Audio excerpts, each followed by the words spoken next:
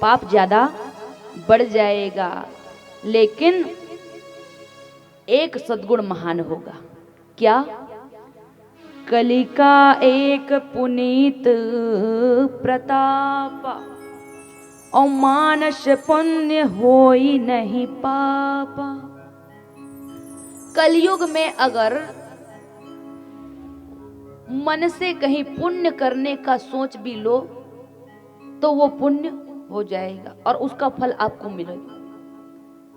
आपके पास कुछ भी नहीं है, लेकिन अगर मन में ये हो जाए कि काश मेरे पास इतना धन होता कि मैं ब्राह्मणों को भोजन करा देता, कि मैं अपने घर में सत्यनारायण की कथा करवा लेता, अगर ऐसा मन में भाव आता है तो वो फिर उसका फल आपको प्राप्त हो जाएगा, बिना किए ही उसका फल प्राप्त हो जाएगा। और कलयुग समयुग आन नहीं जो नर कर विश्वास, और गाय राम गुण गण बिमल तर भव बिनहि प्रयास। कलयुग में जो कोई भी भगवान के नाम का आश्रय लेगा उसका सभी मनोरथ भगवान पूरी करेंगे। भक्त वृंदों, इस कलयुग में भी भगवान के कितने भक्त हुए जिन्होंने भगवान के दर्शन किए हैं। अच्छा, तुलसीदास जी कब के हैं? हाँ, कलयुग के हैं। मीराबाई कब की हैं? कलयुग के हैं। सेना नाई, सदन कसाई, गोरा कुम्हार, नरसिंह मेहता, जनाबाई, है कि नहीं?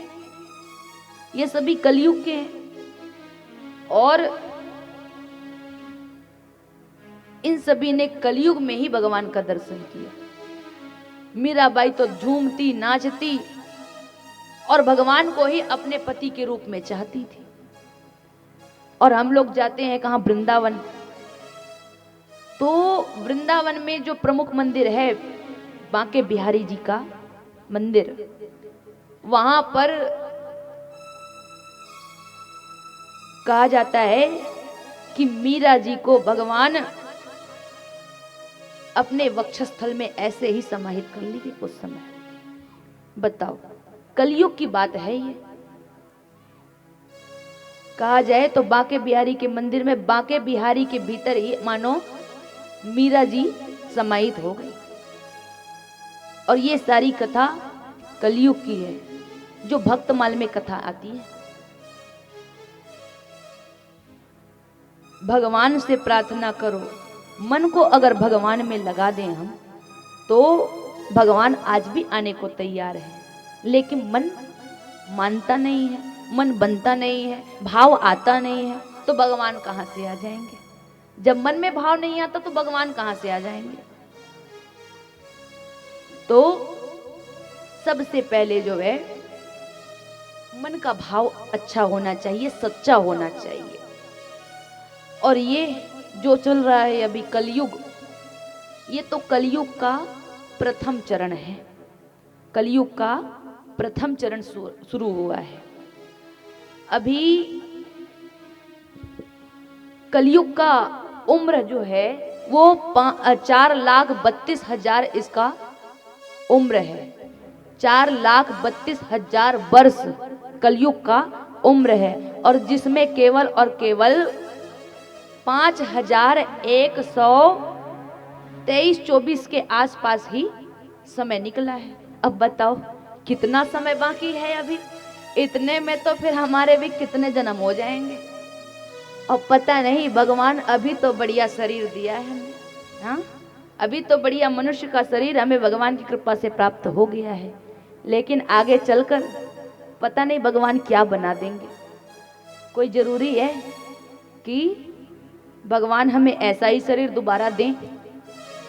लेकिन हमें तो लगता है कि भगवान हमें देंगे। क्यों? क्योंकि भगवान की ऐसी कथा करें, भगवान के चरणों से लिपटे रहे तो भगवान जरूर देंगे। लेकिन जैसे जैसे भगवान के चरणों से दूरी बनाएंगे तो भगवान दोबारा फिर इस योनि में हमें नहीं भेजेंगे। इसीलिए ज्यादा से ज्यादा भगवान के चरणों से बंध के रहना चाहिए। जब कलयुग का अंतिम चरण आएगा तो संबल ग्राम में एक विष्णु यश नाम के श्रेष्ठ ब्राह्मण के घर में चैत्र शुक्ल पक्ष के द्वादशी तिथि में जब सूर्य, चंद्रमा और बृहस्पति एक ही समय में एक ही साथ पुण्य नक्षत्र के प्रथम पल में प्रवेश करेगा और उसी समय भगवान कल्कि का अवतार फिर होगा। और तब इंद्र उन्हें देवदत्त नाम का घोड़ा देंगे और जिसमें भगवान बैठेंगे और फिर कलयुग के दुष्टों का भी संहार भगवान करेंगे। और उसके पश्चात जो है सबों की बुद्धि सात्विक हो जाएगी और उसके बाद फिर सतयुग का आगमन होगा। सुखदेव जी ने राजा परीक्षित को इस प्रकार से कथा बताई और नैमित्तिक, नित्य, प्राकृतिक और महाप्रलय जैसे जिसे सारी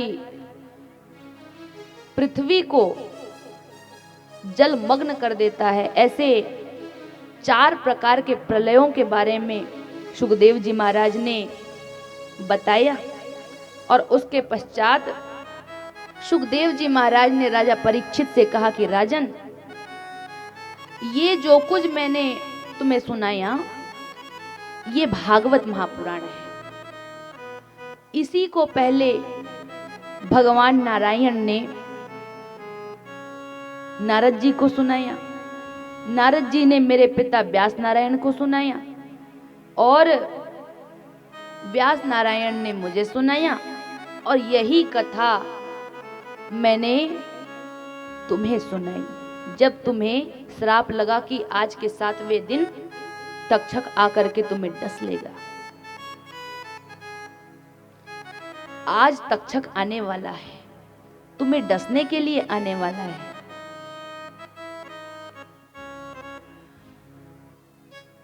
राजन,